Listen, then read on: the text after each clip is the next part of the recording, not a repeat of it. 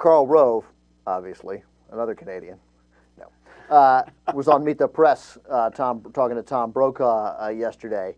And he just said that we never said that the oil revenues would pay for the reconstruction of Iraq. What are you talking about, Tom? You're making it up. So here's clip one, Karl Rove talking to Tom Brokaw yesterday on Meet the Press. And Mr. Rove, there was also sharp criticism, and justified from a lot of quarters, of the management of the war. Once you did go to war, the insurgency was more swiftly activated on the part of those Islamics who wanted to fight back. We were not greeted as liberators beyond the first couple of days. We didn't have enough troops to provide internal security. The cost of the war skyrocketed almost from the beginning. There was not a sharing of the oil revenue that a lot of people had promised, including the vice president.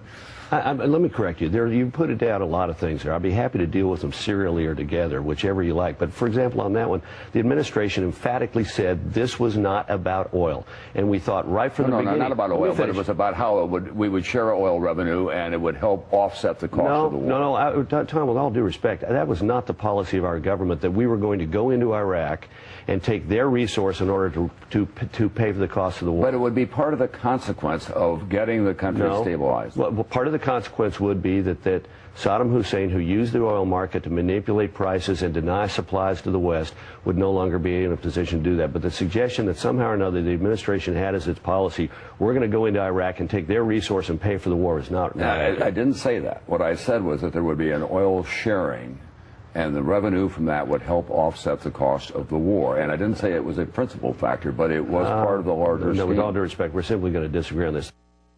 Well, that seems, obviously that's completely wrong. I mean, first of all, I don't want to get on Tom Brokaw, but it's like under the pressure from Rove, he even backpedaled a little bit. He backpedaled too much. Like, I didn't say that, but it's okay to say that.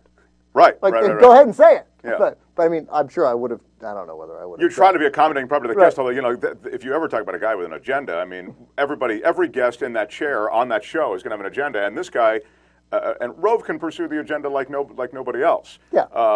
But Wolfowitz said with $50 to $100 billion in oil revenue over the course of 2 years, that was a famous sort of advertised aspect of involvement in the war. I'm getting so old, I read like this now.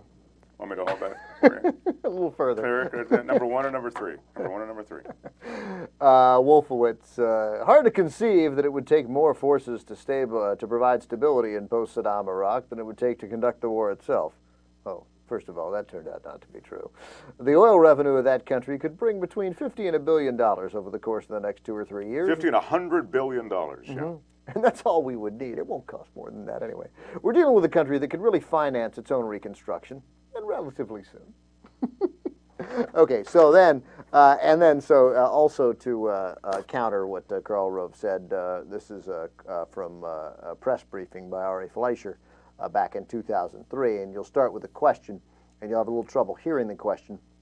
The question essentially says, does the president believe, if the U.S. doesn't get a second resolution, that's not important, but does the president believe U.S. taxpayers will disproportionately bear the burden of the reconstruction costs in Iraq? So essentially what Rove was saying, that obviously we always said the taxpayers would pay for this. We never said that Iraq would pay for it. So here's the question and Ari Fleischer's answer. Back on the cost issue, if the U.S. does not get a second resolution, the president believes that U.S. taxpayers will disproportionately bear the burden of the reconstruction costs in Iraq. Well, the reconstruction costs remain a very issue for the future, and Iraq, unlike Afghanistan, is a rather wealthy country. Iraq has tremendous resources that belong to the Iraqi people. And so there are a variety of means that Iraq has to be able to shoulder much of the burden for their own reconstruction. Peacekeeping is the fact that if we don't get a second resolution, isn't it true that the U.S. is going to disproportionately bear the burden of paying all of those costs? Well, I want to remind you that even with or without a second resolution, as the President has said, this will be a rather large coalition that will go in to disarm Saddam Hussein. But make no mistake, the President of the United States has stated that the United States will be committed to the long-term stability of Iraq, and that we will stay in Iraq as long as necessary, not one day longer, but as long as necessary, to make certain that the transition in Iraq is a transition to a unified and peaceful Iraq. the cost of leaving Saddam Hussein in power far exceeded the cost of anything that might involve the disarmament and the reconstruction of Iraq. Yeah, I love the, in Iraq, unlike Afghanistan, a very wealthy country. Iraq has tremendous resources that belong to the Iraqi people. So a variety of means that Iraq has to be able to shoulder the burden of their own reconstruction. I mean, none. Right. I mean, it's just both these things are patently untrue. The denial of things that were said, and then the idea that somehow, don't worry, it pays for itself. And this, I mean, and then we even needed to air any clips. I mean, first of all, we could have aired 1,000 clips. Karl Rove's lying. I mean, lying, and of course, why do they even have Karl Rove on the show? What's the point of having Karl Rove on the show? What's the point of asking him these questions now? Well, the real answer is, this guy, from an inside the Beltway standpoint, is sort of held in high regard. I mean, he's not held in high regard always for his positions, but the way he sort of has managed an agenda is probably he's in that regard he's second to none. Having said that, he fits right into the Meet the Press. These Sunday morning shows, they plug these guys in, and then as you would, I think, sort of suggested before, there's sort of there are accommodations made even as questions are asked. You just don't have the kind of journalism that really holds people's feet to the fire. By the way, the Brokaw clip might have been the best journalism you're going to get. I mean, I think Gregory rolls over and plays dead most of the time.